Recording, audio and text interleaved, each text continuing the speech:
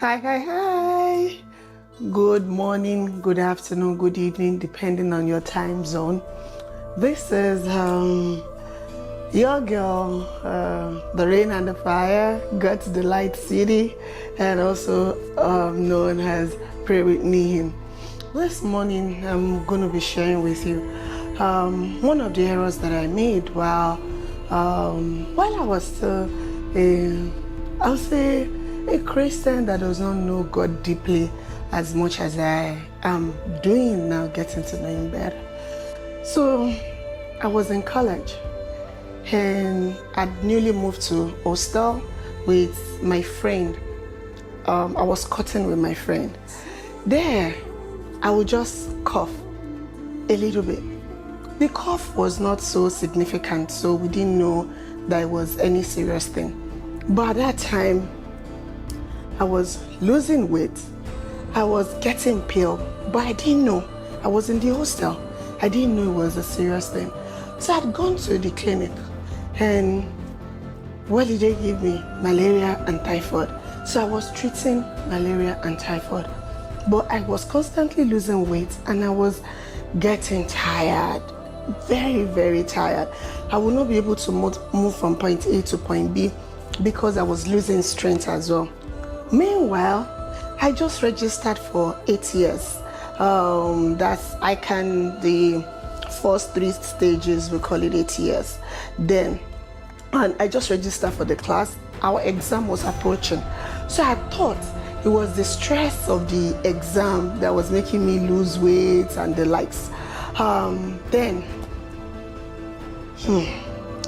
One day, I just coughed and there was blood in my cough.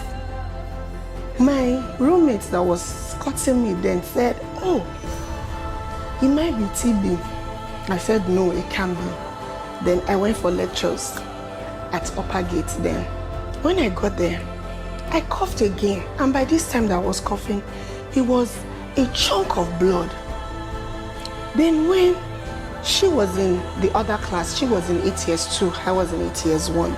So I just went to her class and I told her, "There is another blood in my cough." And she said, "Oh, her sister had this kind of symptom, and it was Yabatech Teaching Hospital that they went to do the x-ray." I ran, I was scared, I was afraid, I didn't know what it was. So she had mentioned, "Oh, it might be TB." So I took a bus. The way I crossed the road, Upper Gates where we take lessons is across Lasso Gate. So the way I crossed the road, she screamed my name, "Be careful." So everyone was worried for me. But I went to Yabatech, their lab. I was at the lab, I sat down there. While waiting for my turn, they took the light. They took the power. So I had to wait again. I waited. All the period I was waiting, there was, I was not coughing. There was nothing. So they brought the lights back. After they brought power back, after about 3 hours. So by the time they were taking the x-ray, they took the x-ray and all of that, I waited for the results. So the head of the lab then now called me. He looked at me. Thank goodness he was a believer. I cannot remember his name.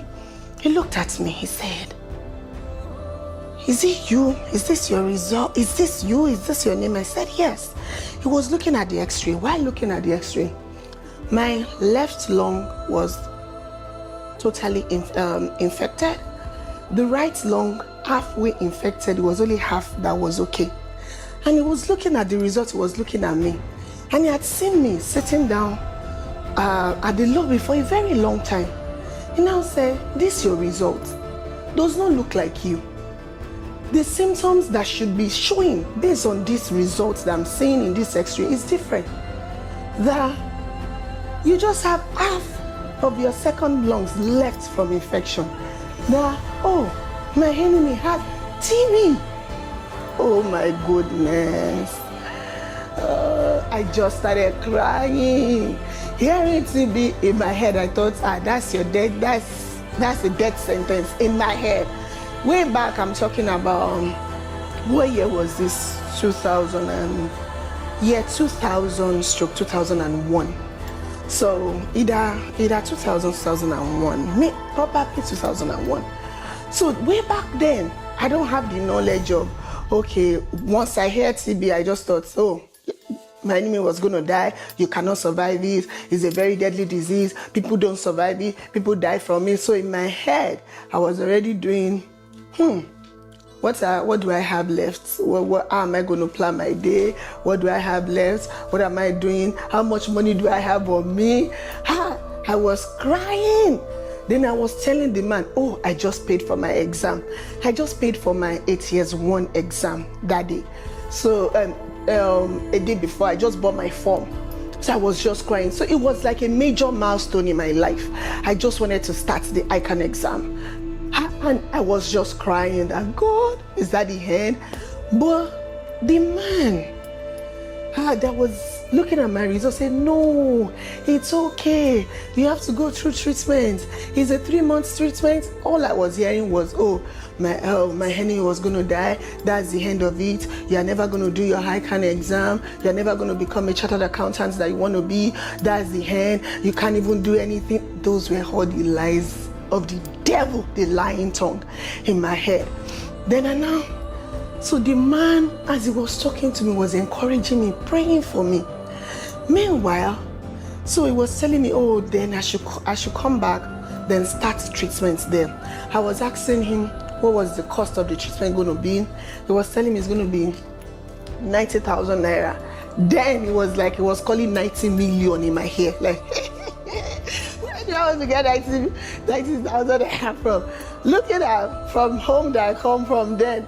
My mom was at that time broke, like 90,000 naira. Where I just started crying again. So fast forward to, I left the place. I came back to the hostel. While I came back to the lesson, I spoke with my friend. Then meanwhile, it was CB, so I can't stay among people. So that one already messed me up. Like, okay, where will I live? Where will I stay? How will I survive? People will run away from me. I'm going to be alone. It was so many questions so many lies of the devil was coming into my head. So I went to the hostel. Then I was on my way to my hostel. I went to the lesson at Upper Gate, spoke with my friend, with a few of my friends. So I left. Then I was walking home inside Lagos State University, LASU. There is a back gate. That back gate, straight away, I was walking, I was tired. There was, we have our MBA students that use the back gates to come out to link the back road. So I was tired. I was walking. There was a car coming. I'm not used to asking for a lift or ride, but I was really tired that day. I wanted to wave. I didn't want to wave. I was looking at the bus stop ahead. It looked so far. Then the car just stopped. As the car stopped for me, picks me. As it picks me, I just started crying. Like, what's wrong with you? Like, I just said, my enemy had this, and this result. I went to take x-ray today. They said my enemy has TB. I'm afraid. I don't even know where to start treatment. Even if I start treatment, the cost of treatment. Then he looked at me and said, it's okay. He took me to my hostel. He called his doctor right there. Jesus. Meanwhile, before that time, I had my school fees with me, I had my pocket money, and I was already planning how I'm going to spend everything so that nobody will spend my money after my enemy has died. I'm going to spend my thing before. So I was already planning that. Different level of grief. I guess I was going through different stages. Then he gave me a list, and he called his personal doctor and told them that, oh, he's sending someone down there. This is what she's going through. And that was it. Have you ever had a present help in time of need? That was the day I experienced that. Then fast forward to, I started the treatment. We went, a couple of my friends followed me. I started the treatment. The first day I went there, I started the treatment, it was all shade off. I was sweating. Then the day I started the treatment, I left the hospital. I just looked at myself. Then the symptoms was now showing more as I started the treatment. Then I just looked at myself and I just thought to myself, your enemy can't survive this. I took money. I started buying clothes. I started eating different things that I like because I thought I had few days to live. Even though I started the treatment, I didn't believe that I was going to survive it. I was going from Lagos State University, and I was going from there to an hospital in Oshodi. Every blessed day, 90 days treatment. And I was also doing my ICANN class. I did the 8 years one exam in the midst of all of it. So I will read, and I don't even understand what I'm reading. I don't know if I'm actually assimilating. But I was just bent on, I was going to continue till my enemy's last breath. I was not going to give up. I was going to continue.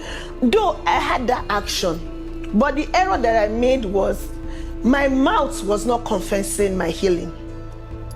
My actions were not confessing my healing. My mouth and my actions were confessing things that was contrary to what I wanted to see. I started living like every day was like that was my last day. I started eating no matter how the cost, I'll eat it, I'll buy it. I started shopping at Big Treats then. They had one in Egbeda that time. So these were all places in Nigeria. I lost hope, but I kept going like it was going to be okay. But my mind and my action was that your enemy is going to die. Don't just bother. Fast forward to today. I look at it in 1 Corinthians 10:13. The Lord told us there that there is no temptation that we have that is common to us, that is peculiar to us. There is nothing we are going through that others have not gone through. He also says in it that God is faithful. That will not tempt us beyond our capacity, that it will show us a way of escape. I did not know that scripture then. Now I was looking back and I look at it that God. So is there, fast forward to now looking back, did I survive it? Yes, I did. I'm here right now today. But every day, injection, every day, tablets is about 6 or 7 huge tablets. It was red, different colors that I was taking every day. Then I learned how to, there was a nurse close to my hostel that now taught me like, this is the medication, I've forgotten the name of the injection right now. Taught me that this is your medication. This is how you dilute it. She taught me how to inject myself with the medication. How dilute it. So I now went to buy because it was becoming so stressful from the hostel. I was still an undergrad then. So I had my lectures in LASU. I had my lectures at Upper Gates. Then preparing for the exam. Then also going all the way to the clinic every blessed day. It was stressful. So the nurse now showed me how to get the medication and reconstitute it and the quantity that I'm going to take every day.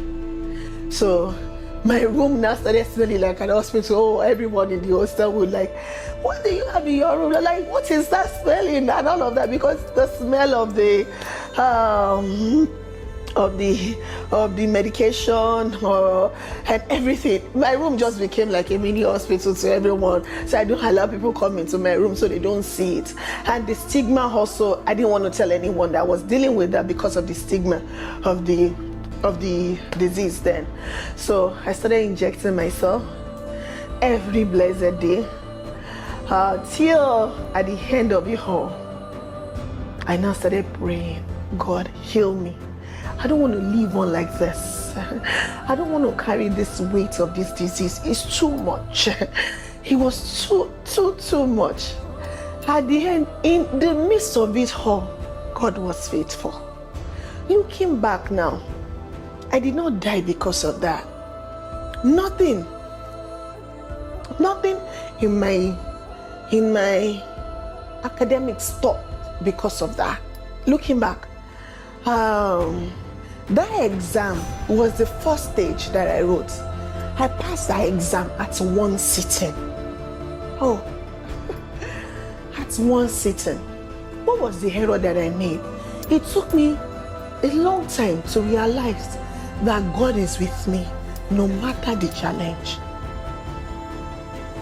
So is there anyone out there that is facing a kind of challenge, that you are going through a medical challenge, that you have a verdict that looks like a death sentence, that you have a verdict that looks like your enemy is not going to survive it, or actually they have actually given you a month, few days to live? Oh God, who is it that says the thing that comes to pass except the Lord command it? It is a temptation that you are going through. God is faithful. He cannot give you more than you can bear. He's right there in the midst of that temptation. And he said, he will show you a way out, a way of escape. Only if you change your perspective and look and call upon that faithful God. Is there a sickness you are going through? God is faithful. He's in the midst of it with you. He will show you a way of escape. God raised men for me. That man that gave me his hospital clinic that day was an angel God sent. That friend that helped me identify that, oh, this looks like TB. Because if not for her, my enemy would have just died, not even knowing, treating malaria and typhoid. Friends that stood by me, that knew what I was going through and stood by me all throughout. Oh my goodness. The nurse that the Lord used for me, that showed me, okay, this is the medication you're getting, that no let stress kill my enemy in the midst of it. Oh God. People that the Lord raised that were taking care of me at that time. Oh, Lord is faithful. So God will raise people for you. He is faithful and he will show you a way of escape. Is there anyone going through a challenge like that? Please email me at praywithme@gmail.com and we'll raise a prayer, a altar of prayer for you. And we'll encourage you, counsel you along the way. And I pray, I decree and declare to anyone watching this video right now, going through any form of challenge. Yours might not be health challenge, yours might be health challenge. I want to tell you that the Lord knows what you are going through. He's faithful. He will not give you more than you can bear, and he will show you a way of escape. Christ, our greatest physician, our healer, the Lord our healer, will heal you in the name of Jesus. I decree and declare, is there any form of disease you are going through, any form of sickness, any form of ailment? I am a living testimony that the Lord can heal. The Lord has healed me before multiple times. This is just one of the many. And the Lord will heal you today in the name of Jesus. Please reach out. Do not go through it alone. Reach out. Pray with me at gmail.com and we will hold your hand in prayer. I will counsel you. Thank you so much for listening. The Lord bless you. The Lord keep you. Have a great day. I remember the Lord is faithful. He will not give you more than you can bear, and he will show you a way of escape. Bye.